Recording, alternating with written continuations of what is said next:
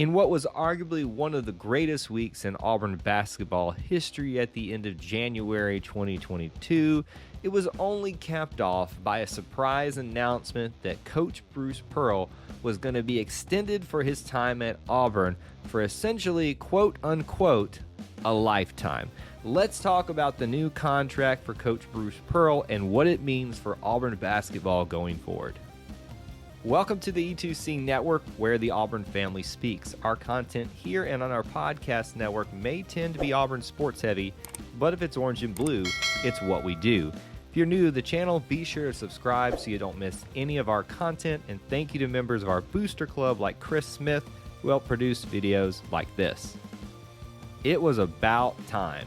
Bruce Pearl knew it, Auburn knew it, and it was time to get this thing locked down for the foreseeable future, if not, quote unquote, a lifetime. The news breaking at the end of an incredible week for Auburn basketball that Bruce Pearl was signing an extensive extension to essentially lock him in for the rest of his career if you kind of look at the numbers. This comes off the heels of not only the success Bruce Pearl has had during his time so far at Auburn, literally dragging them out of the abyss of college basketball into competitiveness, into relevancy, and now even into pure dominance in college basketball, still being ranked number one as of recording this.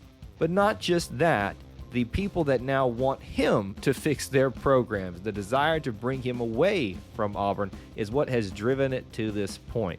And now we are officially locked in with Coach Bruce Pearl for essentially a lifetime contract.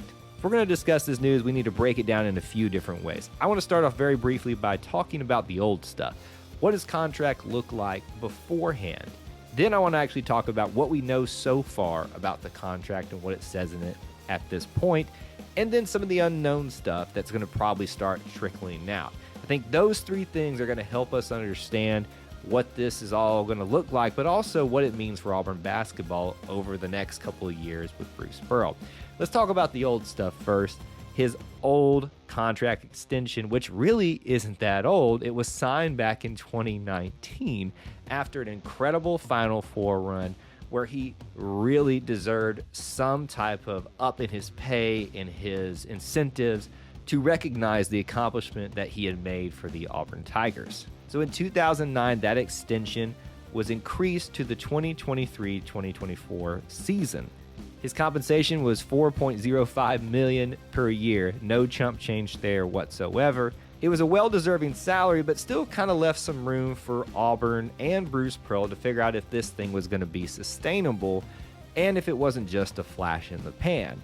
And even after a year or two of up and down roller coaster, but never really diving down low, it seemed like that money was well spent. And now with that sustainability clearly there, it is time to pay the piper and get Bruce really locked in for the future at Auburn. So now let's talk about that new contract, and this is what we know about it thus far. There's going to be stuff coming out, I'm sure, maybe even the days after this, and probably the weeks and months to come. His new contract will now run him to the 2030 season, which essentially gives Auburn 8 more years with Bruce Pearl. Put that in perspective for you. Coach Bruce Pearl is right now 61. He'll be turning 62 in March. That'll put him at the age of 70 with the Auburn Tigers. Now, Bruce, who acts and behaves and obviously feels much younger than his age actually shows, it'll be a long time in this contract to see how he really feels and maybe if he wants to continue on beyond that, but this essentially does secure him for what would be considered a lifetime or ending his career at Auburn. What's the money look like? $5.4 million annually, up from that $4.05 million per year in his previous extension back in 2019. On top of that, he has a $250,000 a year annual escalator clause, meaning that it will rise over time the longer he stays employed at Auburn. The average salary for him over these seasons leading up to 2030 will be $6.275 million. If you want to break it down and what his overall contract looks like, that's $50 million. Now, I know that's lots of big numbers and hard for the average Joe to fathom, but let's put it in perspective of the rest of college basketball. Bruce Pearl now would be the 4th highest paid coach in college basketball.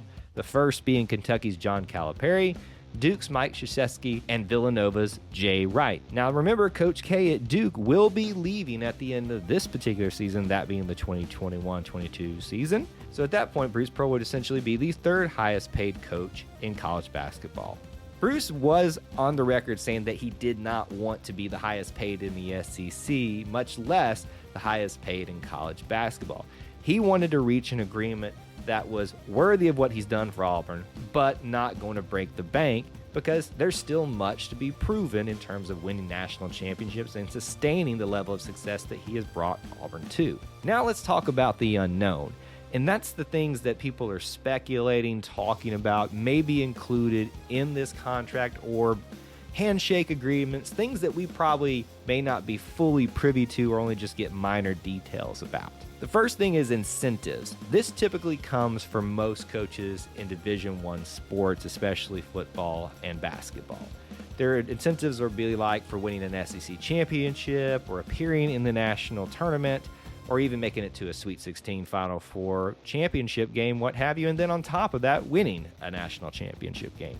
While those are not privy to us right now, I'm sure those are either being ironed out or have already been discussed with this new contract extension.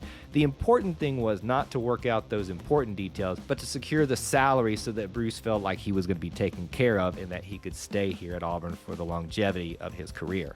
The other thing is the facility enhancements. Auburn continually needs to be going at that arms race, not just in football, but in basketball as well, for recruiting players. They want to see that not only you have some of the best facilities out there, but that you continually invest in those. One of those things has been a separate practice facility for basketball teams, not just men's basketball, but women's basketball as well, to use in addition to the facilities they already have at Auburn Arena. What that looks like, how it will be implemented, where they'll expand to, I don't really know at this point, but there is a meeting coming up in February of 2022 where the board is going to be having that on the table to look at. So I would imagine there was probably some assurance that that was probably going to move forward at this point.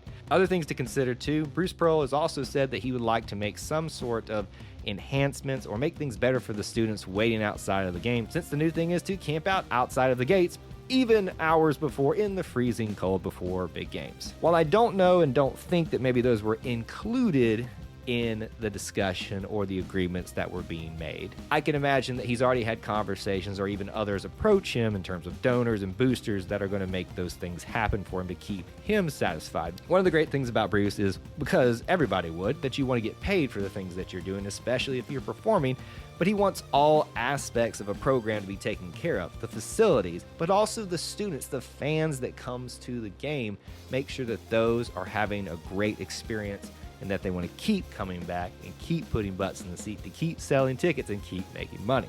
So we'll have to wait a little bit and see what comes out about that. That'll probably be the next bit of news that we get in terms of contract stipulations or things that maybe were discussed. The other thing is something that's being kind of rumored and discussed in circles is a succession plan. And what do you mean by that? Well, what happens after Bruce? If this is a lifetime contract and he does end after 2030, what happens after that? The progress that Auburn has made from being the literal bottom of SEC and college basketball to where they are now needs to be maintained and sustained. And how do you do that? Is keeping the formula that you had going working.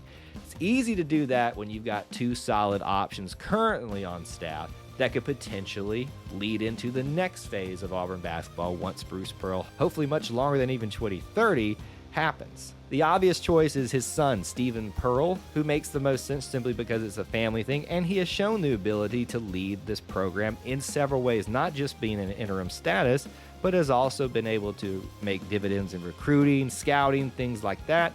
He has shown that he has the ability to learn and potentially take over the reins. That could be discussed as well. But don't forget that there's Wes Flanagan sitting there, an Auburn man, played here at Auburn, and he has head coaching experience and may be waiting for the reins to take over as head coach after Bruce.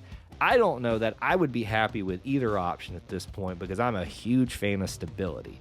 So while that's not necessarily probably part of a deal or a contract extension, you can be sure that was either hinted at or discussed. So while that was the bulk of our discussion, I know that there was more unknowns to really discuss. We do at least know the money the time that we are expecting Bruce Pearl to be here at this point, and that Louisville is not going to get Bruce Pearl, which is always fun to throw at their faces. So I want to know from you now in the comments section below, what do you think about the news of Bruce's contract? Do you think the numbers are right? What else do you think is in that contract extension that we haven't heard about? Let me know down there in the comments section below. If you enjoy this type of content, please do help support it by smashing that like button. And if you want more from us, be sure to hit that subscribe along with that notification bell so you don't miss any uploads or live streams.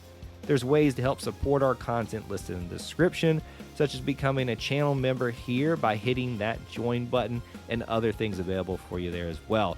Thank you for tuning in to the E2C Network, where the Auburn family speaks. War Eagle.